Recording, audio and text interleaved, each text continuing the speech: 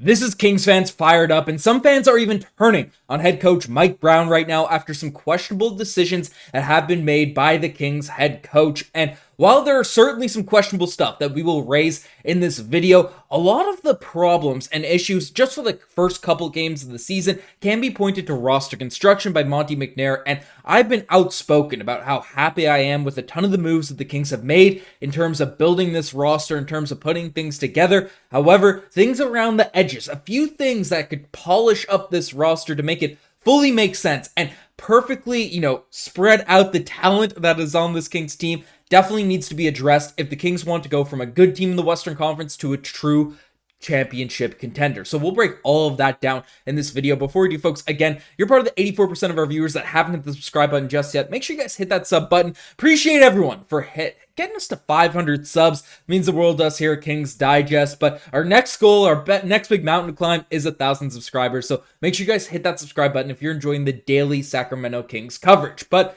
we got a lot to talk about because, again, the Kings have had a rough start to this season, including preseason, including everything that's on the go. Obviously, lost all 5 games in preseason, which I'm not too worried about. I'm not too stressed out about because, again, right, it's preseason. Had some injuries, had a lot of stuff going on.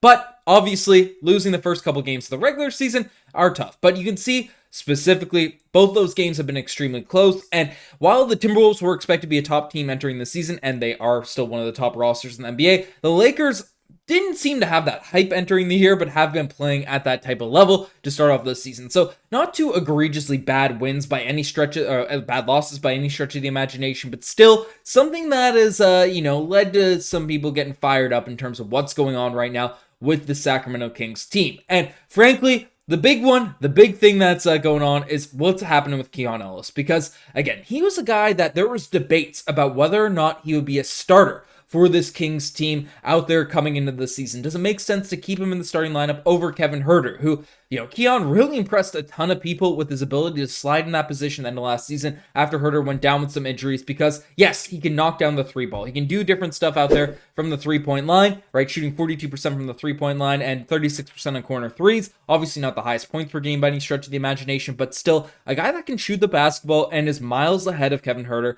out there on the defensive end. Is a really good athlete, has some strength, 6'6", out there on the wing. It's just a young 3-and-D player that certainly with more opportunities and more reps can develop out there in the system. And obviously, I'm not saying there's a huge wrong decision. I've seen a lot of people trash on Kevin Huerter, but he's returning from injury. He's still a good basketball player and someone the Sacramento Kings certainly should not give up on. At just 26 years old, just a couple of years ago, we saw how well he can impact a team out there on the offensive end especially. So again, no one should be throwing Kevin Huerter under the bus in terms of a guy that's garbage or be thrown out there. But when you look at Keon Ellis, that's a guy that should be getting minutes, should be getting some opportunities out there in these games. But basically, against the LA Lakers, you can see out there the DNP coach's decisions. Keon Ellis didn't even play, didn't even get on the court.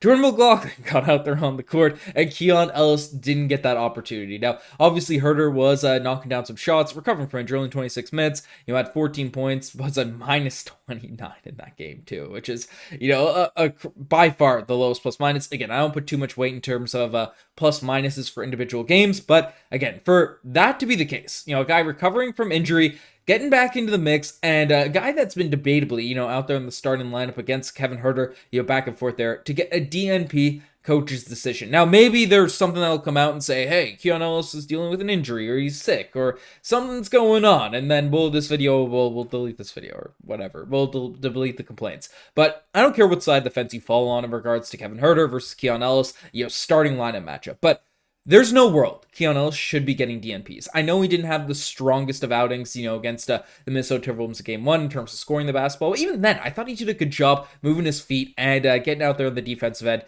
for this Kings team. But again, Mike Brown, I'm coming at you a little bit for this one. You need to line up management, this team better. This can't be something that ends up being a consistent sort of thing for this Kings roster, right? I know Malik Monk's a beast coming off the bench and stuff, and there's multiple guys at that shooting guard position, but you just got to find a way to get Keon Ellis in the game, especially on the defensive end when you have guys like, again, Austin Reeves looked really hot out there for stretches, 7-12 from the field. Dalton Connect off the bench for the LA Lakers. had 10 points in this game, right? Like, there was guys in the wing that really could have used just an extra bit of boost on the defensive end, guarding those fellas. And, Keon Ellis is a guy that should be in the Kings rotation. And that's the one thing I am willing to go at Mike Brown for in terms of, stuff throwing him under the bus by any stretch. But, hey, fix that. I've been pretty outspoken on these videos as well. Big problem I have with Mike Brown is his ability to sort of stop runs with timeouts. You watch a team like the Miami Heat, Eric Spoelstra, you watch some of the more elite coaches, Greg Popovich or the Spurs, right? They just are masters at another team hits a couple shots before it starts, the fans getting into it for the other team or the air is sucked out of your home arena. They call a timeout and kill the momentum, kill all that sort of, stuff that's building up. Basketball is a game of runs. And if your coach can stop the runs of the other team with effective uses of timeouts, then that's something that, they should be praised for and should be a serious part of the job. Rotations and ability to call timeouts, whatever your strategies are. That's why you got assistant coaches for. But head coaches need to be able to call timeouts effectively and run the rotations and get things rocking there. And that's two pretty significant measures of being a good head coach. So that's all important. Those are all legitimate criticisms of Mike Brown. Now, we've gotten to that. We've addressed that. Is Mike Brown the reason this team hasn't won a single game for preseason and the first two games? I'm not willing to come out here and say, hey, we're throwing Mike Brown under the bus. We're saying that he is the reason this team is bad.